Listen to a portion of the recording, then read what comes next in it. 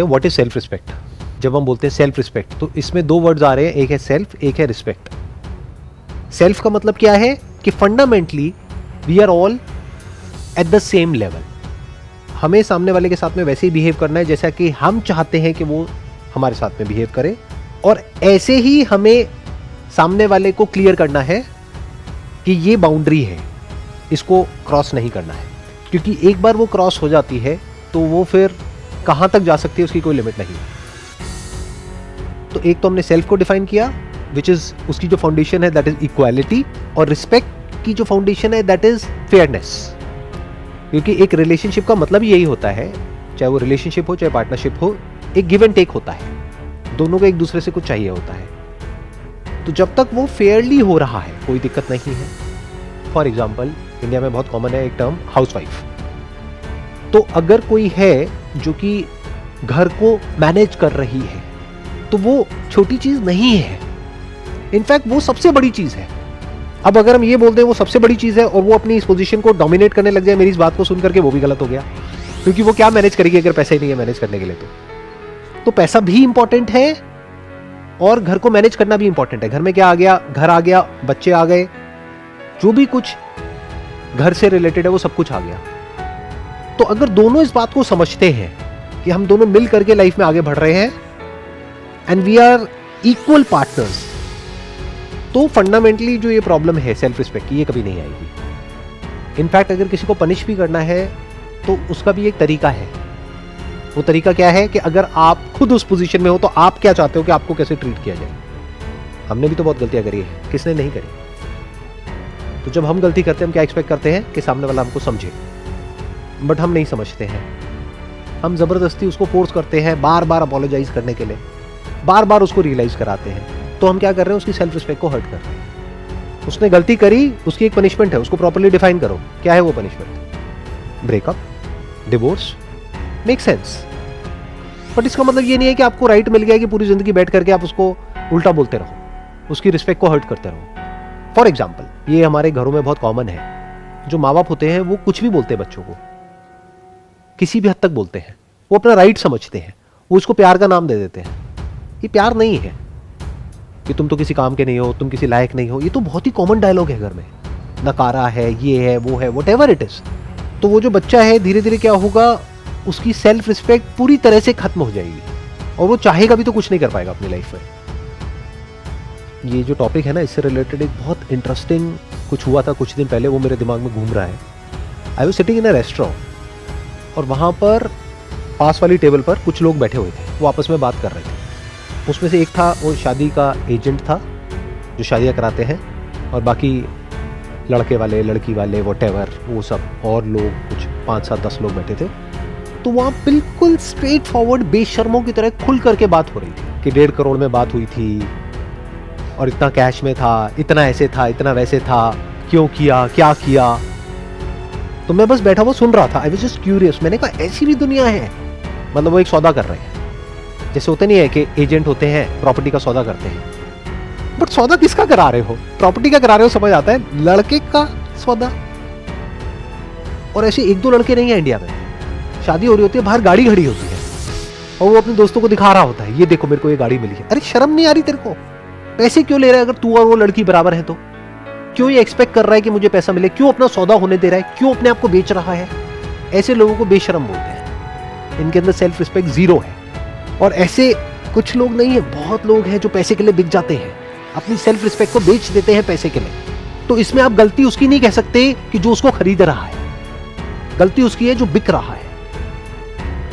मानो लड़की वाले ने लड़के को खरीदा अपनी बेटी के लिए, अब वो बेटी उस घर में आएगी, आ करके सुनाएगी कि तेरी कमाई की गाड़ी नहीं है, मेरे बाप ने दी है। तो अब क्या उसकी सेल्फ रिस्पेक्ट हर्ट होनी चाहिए?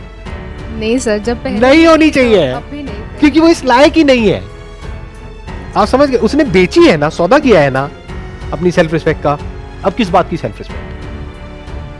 आप समझिए कितना कॉम्प्लिकेटेड है। सेल्फ रिस्पेक्ट वाला इशू देखने में बड़ा सिंपल और स्ट्रेट फॉरवर्ड लगता है, इतना स्ट्रेट फॉरवर्ड है नहीं है। अगर एक लड़के में सेल्फ रिस्पेक्ट है तो उसको पहले ही बोल देना है अपने घर वालों को कि मैं बिकाऊ नहीं हूं, मैं कोई ऑब्जेक्ट नहीं हूं जिसको ले जाकर के आप मार्केट में बेच दोगे। अगर उसमें ये करने का दम नहीं है तो वो क्या कर रहा है, अपनी सेल्फ रिस्पेक्ट को बेच रहा है हमेशा के लिए। अब अगर उसकी शादी में कोई आता है मेरे जैसा आदमी और आकर के उसके मुंह पे बोलता है हाँ भाई कितने का बिका तू, 1.5 करोड़ में, अरे लगता तो नहीं है, तू तो 1.5 रुपए का भी नहीं लगता मेरे को, तेरे को 1.5 करोड़ किसने दे दिया। जैसे बोलते ना गाड़ी के लिए कि सेकेंड हैंड गाड़ी है, ये तो 1.5 लाख से ऊपर की नहीं है, बुरा हाल है, तो उसको बुरा नहीं मानना है वहां पर। और मुझे वहां जाने की भी जरूरत नहीं है, मैं बोल रहा हूँ। इसका छोटा सा एक क्लिप बनेगा और उसके जो दोस्त हैं वो उसको फॉरवर्ड करेंगे उसकी शादी से एक दिन पहले, मजा आएगा। तो उसकी सेल्फ रिस्पेक्ट हर्ट नहीं होनी चाहिए क्योंकि उसकी सेल्फ रिस्पेक्ट है ही कहाँ। ये कैन वी से कि self respect is all about standards that you set about yourself? Self respect is all about equality, it's all about fairness.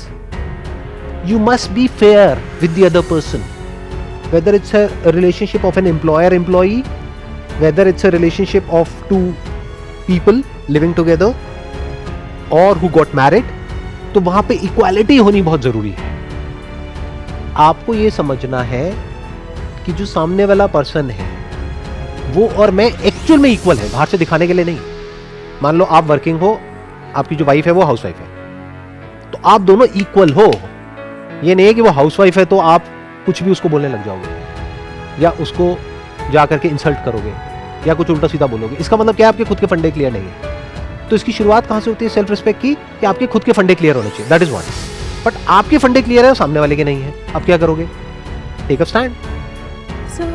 हम अभी बात कर रहे थे जैसे इंडिया में पेरेंटिंग की, कि हम जनरली हमारे यहाँ पेरेंट्स होते हैं, एल्डर्स होते हैं। समटाइम्स व्हाट हैपन्स, जब हम मिस्टेक करते हैं and we are pointed it out whether by our elders, चाहे रिलेशनशिप्स में हो, तो हम वहाँ एकदम से हम शट हो जाते हैं। हम या तो चुप हो जाते हैं एकदम, या गुस्सा हो जाते हैं। तो चुप हो जाते हैं तो अंदर से गुस्सा हो जाते हैं। हाँ, चुप होके शांत हो जाते हैं। हम अपने आप को अंदर ही अंदर डिमीन करने लगते हैं। Okay, we have made this mistake, now we have to listen to it. It's हाँ, तो उनसे आप बड़े पोलाइटली आराम से बात कर सकते हो कि मैंने माना मेरे से गलती हो गई, बट गलती तो आपसे भी हुई होगी कभी ना कभी लाइफ में। क्योंकि अगर आप कहते हो कि मैं एक गलती हूं, तो मैं किस गलती की वजह से इस दुनिया में आया, जो गलती आपने करी। आप आराम से बैठ करके उनसे बात कर सकते हो कि आई एक्सेप्ट कि मेरे से गलती हो गई है, बट बार बार जो आप मुझे बोलते हो मुझे अच्छा नहीं लगता है, तो प्लीज़ आप आगे से मत बोलना, क्योंकि आप कुछ मेरे को बोलोगे फिर ऐसा ना हो मैं भी कुछ ऐसा बोल दूं कि फिर आपकी जो सेल्फ रिस्पेक्ट है वो हर्ट हो। तो इसको बोलते हैं स्टैंडर्ड। ये मत समझो कि ये दुनिया आपकी रिस्पेक्ट करेगी अगर आप खुद अपनी रिस्पेक्ट नहीं करोगे। और इस गलत फहमी में भी मत रहना कि अगर आप सामने वालों की रिस्पेक्ट नहीं करोगे तो वो आपकी रिस्पेक्ट करेंगे। तो आप उनकी रिस्पेक्ट कर रहे हो इसलिए नहीं कि उसमें उनका फायदा है, आप उनकी रिस्पेक्ट कर रहे हो क्योंकि उसमें आपका फायदा है। That is number one. वो आपको खुद को समझना है, ये इसकी क्लियर होगी। क्योंकि आप किसी की रिस्पेक्ट करोगे तो ही वो आपकी रिस्पेक्ट करेगा। आप किसी से तमीज से बात करोगे तो ही वो आपसे तमीज से बात करेगा। फिर वो चाहे आपके यहाँ पे पियोन है, चाहे सर्वेंट है, चाहे कोई भी है, आप उससे तमीज से बात करोगे तो देयर इज अ पॉसिबिलिटी कि आपसे भी वो तमीज से बात करेगा। बट मान लेते हैं आप तमीज से बात कर रहे हो सामने वाले से और वो बदतमीजी कर रहा है, अब क्या करोगे? You have to take a stand, simple. You have to fight for what is right. What is right? Equality. Equality is your right. You are living in a democratic country. अब आप कहोगे नहीं, लड़ना मुझे अच्छा नहीं लगता है। अरे भैया, लड़ाई इज पार्ट ऑफ लाइफ। लड़ने से इतना डरते क्यों हो? बजाय अपने अंदर एक लड़ाई हो, एंगर अंदर ही अंदर चलता रहे, इससे अच्छा है उसका सोल्यूशन निकालो।